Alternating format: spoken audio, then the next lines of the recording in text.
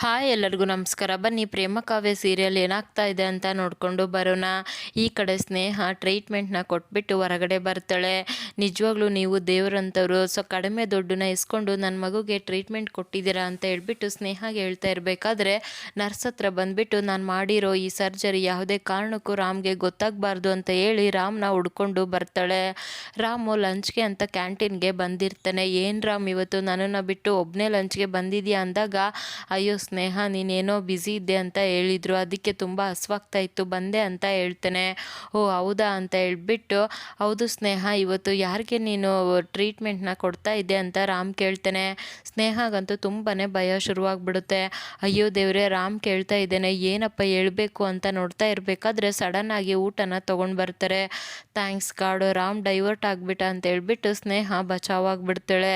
ಇಬ್ಬರು ಕೂಡ ಊಟ ಮಾಡ್ತಾ ಇರಬೇಕಾದ್ರೆ, ರಾಮ್ ಇವತ್ತು ಊಟ ತುಂಬ ಚೆನ್ನಾಗಿದೆ, ಮೆನು ಕೂಡ ಚೇಂಜ್ ಆಗಿದೆ, ಅಲ್ಲ ಇವತ್ತು ಮನೆ ಥರ ಫೀಲ್ ಆಗ್ತಾ ಇದೆ ಗೊತ್ತಾ, ಅಷ್ಟು ಚೆನ್ನಾಗಿದೆ ಊಟ ಅಂತ ಹೇಳ್ತಾಳೆ.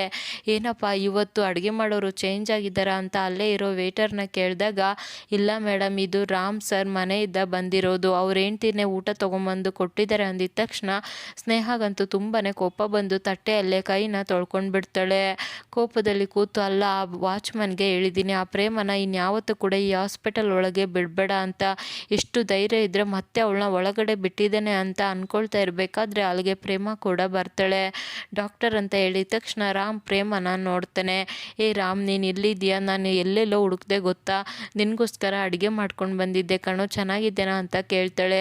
ನಿನಗೆ ಫೇವ್ರೇಟ್ ಅಂತ ನಿನಗೆ ಬೇಕಾಗಿರೋ ಎಲ್ಲ ಪಲ್ಯನೂ ಕೂಡ ಅತ್ತೆನ ಕೇಳಿ ಮಾಡ್ಕೊಂಡು ಬಂದಿದ್ದೀನಿ, ತಿಂದ್ಬಿಟ್ಟು ಹೇಗಿದೆ ಅಂತ ಹೇಳು ಅಂತ ಕೇಳ್ತಾಳೆ. ಹಾಗೆ ಸ್ನೇಹ ಕೂತಿರೋದನ್ನ ನೋಡಿಬಿಟ್ಟು, ಅಯ್ಯೋ ಸ್ನೇಹ ಅವರೇ ನೀವು ಕೂಡ ಊಟ ಮಾಡ್ತಾ ಇದ್ದೀರಾ, ನಾನು ಮಾಡಿರೋ ಅಡುಗೆ ನಿಮಗೆ ತುಂಬ ಇಷ್ಟ ಆಗಿರಬೇಕು ಅಲ್ವಾ, ಅದಕ್ಕೆ ಜಾಸ್ತಿ ಜಾಸ್ತಿ ಹಾಕ್ಕೊಂಡಿದ್ದೀರಾ, ತಿನ್ನಿ ತಿನ್ನಿ ಪ್ಲೇಟ್ ಖಾಲಿ ಆಗೋವರೆಗೂ ಕೂಡ ತಿನ್ನಿ ಅಂತ ಪ್ರೇಮ ಹೇಳ್ತಾಳೆ. ಆವಾಗ ಸ್ನೇಹ ಕೋಪ ಮಾಡಿಕೊಂಡು, ಎಷ್ಟು ಧೈರ್ಯ ಇದ್ದರೆ ನನ್ನ ಹಾಸ್ಪಿಟಲ್ ಒಳಗೆ ಬರ್ತೀಯ ಅಂತ ಹೇಳ್ಬಿಟ್ಟು ಪ್ರೇಮನ ಬಿಡ್ತಾಳೆ.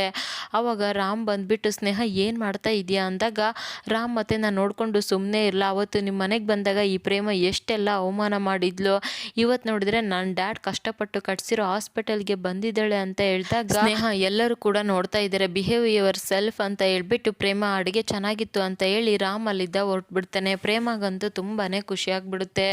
ಅವಾಗ ಸ್ನೇಹ ಕೋಪ ಮಾಡ್ಕೊಂಡು ಬಂದು, ರಾಮ್ ಏನು ನಡೀತಾ ಇದೆ ಇಲ್ಲಿ, ಆ ಪ್ರೇಮ ಅಷ್ಟೆಲ್ಲ ಮಾಡಿದ್ರೂ ಕೂಡ ಅವಳ ಪರವಾಗಿ ಸ್ಟ್ಯಾಂಡ್ ತೊಗೊಳ್ತಾ ಇದೆಯಾ, ಅಲ್ಲ ನಿಜವಾಗ್ಲೂ ಕೂಡ ನೀನು ನನ್ನನ್ನು ಪ್ರೀತಿ ಮಾಡ್ತಾ ಇದೆಯಾ ಅನ್ನೋದೇ ಡೌಟ್ ಆಗಿದೆ, ಅವತ್ತು ನಿಮ್ಮ ಮನೆಗೆ ನಿನಗೆ ಟ್ರೀಟ್ಮೆಂಟ್ ಕೊಡಬೇಕು ಅಂತ ಬಂದೆ, ಅವತ್ತು ಆ ಪ್ರೇಮ ನನಗೆ ಹೊಡೆದ್ಲು, ನಿಮ್ಮ ದೊಡ್ಡಮ್ಮ ಕೂಡ ನನ್ನ ಕೆನ್ನೆಗೆ ಹೊಡೆದ್ರು, ಅವತ್ತು ನೀನು ಒಂದೇ ಒಂದು ಮಾತು ಕೂಡ ಆಡಲಿಲ್ಲ, ಇವತ್ತು ಇಷ್ಟೆಲ್ಲ ಆಗ್ತಾ ಇದ್ರೂ ಕೂಡ ಆ ಪ್ರೇಮ ಪರವಾಗಿ ಮಾತಾಡ್ತಾ ಇದೆಯಾ, ಯಾಕೆ ರಾಮ್ ಈ ರೀತಿ ಮಾಡ್ತಾ ಇದೆಯಾ ಅಂದಾಗ, ನೋಡು ಸ್ನೇಹ ನಾನು ಯಾರ ಪರವಾಗಿ ಕೂಡ ನಿಂತ್ಕೊಳ್ತಾ ಇಲ್ಲ, ನೀನು ಮಾಡಿದ್ದು ತಪ್ಪು ಅಂತ ಹೇಳ್ತಾ ಇದ್ದೀನಿ, ಪ್ರೇಮ ಜಸ್ಟ್ ಅಡುಗೆ ಮಾಡ್ಕೊಂಡು ಬಂದಿದ್ದಾಳೆ ಅಷ್ಟೇ ಅಂತ ಹೇಳಿದಾಗ, ರಾಮ್ ಆ ಪ್ರೇಮ ನಿನ್ನನ್ನು ಮೋಸ ಮಾಡಿ ಮದುವೆ ಮಾಡ್ಕೊಂಡಿದ್ದಾಳೆ, ಎಲ್ಲರ ಮುಂದೆ ನಿನ್ನ ಮಾನ ಮರ್ಯಾದೆ ಕಳೆದಿದ್ದಾಳೆ, ಅವಳಿಂದ ನೀನು ಎಷ್ಟೆಲ್ಲ ಅನುಭವಿಸಿದೀಯಾ ಅದನ್ನೆಲ್ಲ ಮರ್ತೋಗ್ಬಿಟ್ಟ ಅಂತ ಕೇಳಿದಾಗ, ನೋಡು ಸ್ನೇಹ ನಾನು ಯಾವುದನ್ನು ಕೂಡ ಮರ್ತಿಲ್ಲ, ನನಗೆ 100% ಗೊತ್ತು ಪ್ರೇಮ ತಪ್ಪು ಮಾಡಿದ್ದಾಳೆ ಅಂತ, ಅವಳು ಮದುವೆ ವಿಚಾರದಲ್ಲಿ ತಪ್ಪು ಮಾಡಿರ್ಬೋದು, ಹಾಗಂತ ಪ್ರತಿ ಸಲನೂ ಕೂಡ ಅವಳು ಮಾಡೋ ಕೆಲಸದಲ್ಲಿ ತಪ್ಪನ್ನ ಹುಡ್ಕೊಂಡು ಕುತ್ಕೊಳ್ಳೋಕ್ಕಾಗುತ್ತಾ ಅಂತ ರಾಮ್ ಕೇಳ್ತಾನೆ.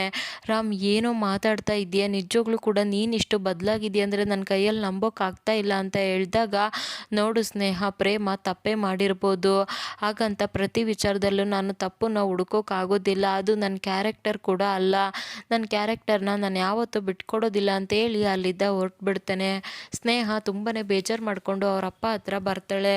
ಡ್ಯಾಡ್ ನಿಜವಾಗ್ಲೂ ಕೂಡ ರಾಮ್ ತುಂಬಾ ಬದಲಾಗ್ತಾ ಇದ್ದಾನೆ, ಮುಂಚೆ ಥರ ಅವನು ನನ್ನನ್ನು ಪ್ರೀತಿನೇ ಮಾಡ್ತಾ ಇಲ್ಲ, ಇವತ್ತು ಕೂಡ ಅವನು ಆ ಪ್ರೇಮ ಪರವಾಗಿ ಸ್ಟ್ಯಾಂಡ್ ತೊಗೊಂಡ ಡ್ಯಾಡ್, ಆದರೆ ನನ್ನ ಪರವಾಗಿ ಒಂದು ಮಾತು ಕೂಡ ಆಡಲಿಲ್ಲ ಗೊತ್ತಾ ಅಂತ ಹೇಳಿದಾಗ, ನೋಡು ಮಗಳೇ ನೀನು ವರಿ ಮಾಡಬೇಡ, ರಾಮ್ ಏನು ಅಂತ ಗೊತ್ತು ತಾನೆ, ಅವನು ನಿನ್ನ ಮೇಲಿರೋ ಪ್ರೀತಿನ ಯಾವತ್ತೂ ಕೂಡ ಕಡಿಮೆ ಮಾಡ್ಕೊಂಡಿಲ್ಲ, ಆದರೆ ಆ ಸಿಚುವೇಶನಲ್ಲಿ ಅದು ಸರಿ ಅಂತ ಅನಿಸಿರ್ಬೋದು, ರಾಮ್ ಯಾವಾಗಲೂ ಕೂಡ ಹಾಗೆ ತಾನೆ, ಅವನ ಕ್ಯಾರೆಕ್ಟರ್ನ ಬಿಟ್ಕೊಡೋದಿಲ್ಲ, ನೀನು ಅದ್ರ ಬಗ್ಗೆ ಎಲ್ಲ ಜಾಸ್ತಿ ತಲೆ ಕೆಡಿಸ್ಕೋಬೇಡ ಅಂತ ಹೇಳ್ಬಿಟ್ಟು ಸ್ನೇಹಗೆ ಸಮಾಧಾನ ಮಾಡ್ತಾ ಇರ್ತಾರೆ. ಇನ್ನು ಈ ಕಡೆ ಕಾವ್ಯಗೋಸ್ಕರ ಮಾದೇವ ಅವಳು ಇಷ್ಟ ಆಗಿರೋ ಎಲ್ಲ ಸ್ವೀಟ್ನ ತೊಗೊಂಡು ಬಂದಿರ್ತಾರೆ. ಕಾವ್ಯ ಅದನ್ನು ನೋಡಿಬಿಟ್ಟು ತುಂಬಾ ಖುಷಿ ಪಡ್ತಾಳೆ. ಅಲ್ಲ ನನಗೆ ಈ ಸ್ವೀಟ್ ಇಷ್ಟ ಅಂತ ಯಾರಿಗೆ ಗೊತ್ತು, ಇದನ್ನೆಲ್ಲ ಯಾರು ತೊಗೊಂಡು ಬಂದಿದ್ದು ಅಂತ ಕೇಳಿದಾಗ ಅಲ್ಲಿಗೆ ಮಾದೇವ ಕೂಡ ಬರ್ತಾನೆ. ಈ ಸ್ವೀಟ್ ಎಲ್ಲ ನೀನು ತೊಗೊಂಡು ಬಂದ ಅಂತ ಕೇಳ್ತಾಳೆ. ಹೌದು ಅಂತ ಹೇಳಿದ ತಕ್ಷಣ, ಓ ಹೌದಾ ಅಂತ ಹೇಳ್ಬಿಟ್ಟು ಕಾವ್ಯ ಹಾಗೆ ಹೋಗ್ತಾ ಇರ್ತಾಳೆ. ಅಯ್ಯೋ ಒಂದು ನಿಮಿಷ ನಿಂತ್ಕೋ, ಮಾಡ್ಕೊ, ಈ ಸ್ವೀಟ್ ಎಲ್ಲ ನಿನಗಿಷ್ಟ ಅಂತ ನನಗೆ ಗೊತ್ತು.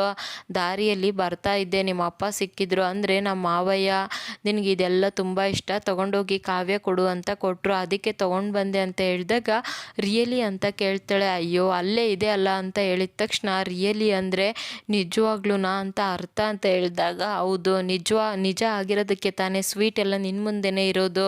ಅಯ್ಯೋ ಮುಂದೆ ಇದ್ರೂ ಕೂಡ ಒಪ್ಕೊಳ್ಳೋದಿಲ್ಲಲ್ಲಮ್ಮ ನೀನು ಅಂತ ಹೇಳ್ತಾನೆ. ಆವಾಗ ಕಾವ್ಯ ತುಂಬಾ ಖುಷಿ ಪಡ್ತಾ ಅಲ್ಲಿರೋ ಎಲ್ಲ ಸ್ವೀಟ್ನು ಕೂಡ ತಗೊಂಡು ತಿಂತಾ ಇರ್ತಾಳೆ. ಹಬ್ಬ ನಾನು ಸುಳ್ಳು ಹೇಳಿದ್ದು ಒಳ್ಳೇದೇ ಆಯಿತು, ಇಲ್ಲ ಅಂದಿದ್ರೆ ಇವಳೆಲ್ಲಿ ಈ ಸ್ವೀಟ್ನೆಲ್ಲ ತಿಂತಾ ಇದ್ಲು ಅಂತ ಮಹಾದೇವ ಅಂದ್ಕೊಳ್ತಾನೆ. ಅಲ್ಲ ಕಾಗೆ ಥರ ಒಬ್ಳು ತಿಂತಾ ಇರೋದು ನೋಡು, ಪಕ್ಕದಲ್ಲಿ ನಾನು ಕೂಡ ನಿಂತಿದ್ದೀನಿ ತಾನೇ, ಬೇಕಾ ಅಂತ ಕೇಳೋದು ಬಿಟ್ಟು ಅಂತ ಬೈಕೊಳ್ತಾನೆ. ಅಲ್ಲ ನನ್ನನ್ನು ಹೇಗೆ ನೋಡ್ತಾ ಇದ್ದಾನೆ ಇವನು ನೋಡೋದು ನೋಡಿದರೆ ನನಗೆ ಹೊಟ್ಟೆ ನೋವೇ ಬರ್ಬೋದು, ಯಾವುದಕ್ಕೂ ಸ್ವಲ್ಪ ಕೊಟ್ಟು ತಿಂತೀನಿ ಅಂತ ಹೇಳ್ಬಿಟ್ಟು ಬೇಕಾ ಅಂತ ಕೇಳ್ತಾಳೆ. ಬೇಕು ಅಂತ ಹೇಳ್ಬಿಟ್ಟು ಕಾವ್ಯ ಕೈಯಲ್ಲಿರೋ ಸ್ವೀಟ್ನ ಇಸ್ಕೊಂಡು ತಿಂದೇ ಬಿಡ್ತಾನೆ. ಅಯ್ಯೋ ಅದು ನಾನು ತಿಂದಿರೋದು ಅಂತ ಹೇಳಿದಾಗ ಪರವಾಗಿಲ್ಲ ಬಿಡು, ಹೆಂಡ್ತಿ ತಿಂದಿರೋದನ್ನ ತಿಂದರೆ ಇನ್ನೂ ಒಳ್ಳೇದೇ ಆಗುತ್ತೆ ಅಂತ ಹೇಳ್ತಾನೆ. ನೋಡು ನೀನು ಬೇಕಿದ್ರೆ ನನ್ನನ್ನು ಬೇರೆಯವನ ಥರ ನೋಡ್ಬೋದು, ಆದರೆ ನಾನು ಮಾತ್ರ ನಿನ್ನನ್ನು ಯಾವತ್ತೂ ಆ ರೀತಿ ನೋಡೋದಿಲ್ಲ ಅಂತ ಹೇಳ್ಬಿಟ್ಟು ಮಾದೇವ ಅಲ್ಲಿದ್ದ ಹೋಗ್ಬಿಡ್ತಾನೆ. ಇನ್ನು ಸ್ನೇಹ ಸರ್ಜರಿ ಮಾಡಿರ್ತಾಳೆ ಅಲ್ವಾ, ಹುಡುಗಂದು ಕಾಲು ನಿಜವಾಗ್ಲೂ ಕೂಡ ಹೋಗಿರುತ್ತೆ, ಕಾಲೆಲ್ಲ ಗ್ರೀನ್ ಕಲರ್ ಆಗಿಬಿಟ್ಟು ಸ್ವಾಧೀನನ ಕಳ್ಕೊಂಡಿರುತ್ತೆ. ಅದೇ ವಿಚಾರನ ಜೂನಿಯರ್ ಡಾಕ್ಟರು ಸ್ನೇಹ ಮುಂದೆ ಹೇಳಿದ ತಕ್ಷಣ ಸ್ನೇಹಗಂತೂ ತುಂಬಾ ಭಯ ಶುರುವಾಗ್ಬಿಡುತ್ತೆ. ನೋಡು ಯಾವುದೇ ಕಾರಣಕ್ಕೂ ಇದನ್ನು ನಾನು ಮಾಡಿದ್ದೀನಿ ಅಂತ ಯಾರಿಗೂ ಗೊತ್ತಾಗಬಾರ್ದು, ಎಸ್ಪೆಷಲಿ ರಾಮ್ಗೆ.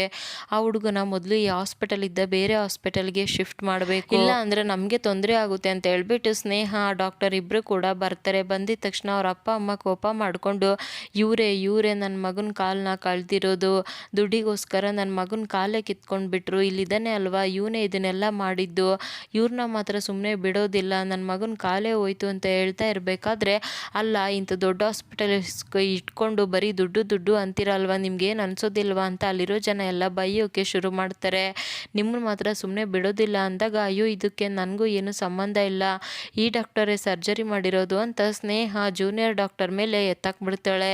ಎಲ್ಲರೂ ಕೂಡ ಆ ಹುಡುಗನ ಕಡೆಯವರು ಜೂನಿಯರ್ ಡಾಕ್ಟರ್ನ ಹೊಡೆಯೋಕ್ಕೆ ಶುರು ಮಾಡ್ಕೊಳ್ತಾರೆ. ಸ್ನೇಹ ಗಾಬರಿ ಮಾಡಿಕೊಂಡು ರಾಮ್ ಹತ್ರ ಬರ್ತಾಳೆ. ರಾಮ್ ತುಂಬ ಎಡವಟ್ಟಾಗಿದೆ, ಜೂನಿಯರ್ ಡಾಕ್ಟರ್ ಮಾಡಿರೋ ಸರ್ಜರಿ ಫೇಲ್ ಆಗಿಬಿಟ್ಟಿದೆ, ಹುಡುಗನ ಕಾಲು ಸ್ವಾಧೀನ ಇಲ್ಲ ಅಂದಿದ ತಕ್ಷಣ ರಾಮ್ ಕೋಪ ಮಾಡಿಕೊಂಡು ಈ ಹಾಸ್ಪಿಟಲ್ ರನ್ ಮಾಡೋಕ್ಕೆ ನೀನು ಫಿಟ್ ಇಲ್ಲ ಅಂತ ಬೈದ್ಬಿಡ್ತಾನೆ. ರಾಮ್ ಕೂಡ ಬಂದ್ಬಿಟ್ಟು ಎಲ್ಲರನ್ನು ತಡಿತಾ ಇರಬೇಕಾದ್ರೆ ಅಲ್ಲಿರೋ ಜನ ಮಾತ್ರ ಕಂಟ್ರೋಲೇ ಆಗ್ತಾ ಇರೋದಿಲ್ಲ. ಅದೇ ಟೈಮ್ಗೆ ಅಲ್ಲಿಗೆ ಪ್ರೇಮ ಕೂಡ ರಾಣಿ ಅಪ್ಪನ ಕರ್ಕೊಂಡು ಹಾಸ್ಪಿಟಲ್ಗೆ ಬಂದಿರ್ತಾಳೆ. ರಾಮ್ ತುಂಬ ಚೆನ್ನಾಗಿ ನೋಡ್ಕೊಳ್ತಾನೆ, ನೀವೇನು ತಲೆ ಕೆಡಿಸ್ಕೋಬೇಡ ಬನ್ನಿ ಅಂತ ಹೇಳ್ಬಿಟ್ಟು ಒಳಗಡೆ ಕರ್ಕೊಂಡು ಬರ್ತಾಳೆ. ಅದೇ ಟೈಮ್ಗೆ ಈ ಕಡೆ ಹುಡುಗ ಅಪ್ಪನೂ ಕೂಡ ತುಂಬಾ ಕೋಪ ಮಾಡಿಕೊಂಡು ನನ್ನ ಮಗನ ಕಾಲೇ ಕಿತ್ಕೊಂಡ್ರಿ ಅಲ್ವಾ, ನಿಮ್ಮನ್ನ ಮಾತ್ರ ಸುಮ್ಮನೆ ಬಿಡೋದಿಲ್ಲ ಅಂತ ಹೇಳ್ಬಿಟ್ಟು ರಾಮ್ ಹೊಟ್ಟೆಗೆ ಚಾಕುನ ಹಾಕಬೇಕು ಅಂತ ಹೋಗ್ತಾನೆ. ನೋಡಿದರೆ ಅಲ್ಲಿಗೆ ಪ್ರೇಮ ಬಂದ್ಬಿಟ್ಟು ಅದನ್ನು ತಡೆದ್ಬಿಡ್ತಾಳೆ. ಸೊ ನಿಜವಾಗ್ಲೂ ಕೂಡ ರಾಮ್ ಮತ್ತು ಪ್ರೇಮ ಇಬ್ಬರು ಕೂಡ ಒಂದಾಗೋಕ್ಕೆ ಒಳ್ಳೆ ಸಿಚುವೇಶನ್ ಸಿಕ್ಕಿದೆ ಅಂತಲೇ ಹೇಳ್ಬೋದು. Thank you so much every one.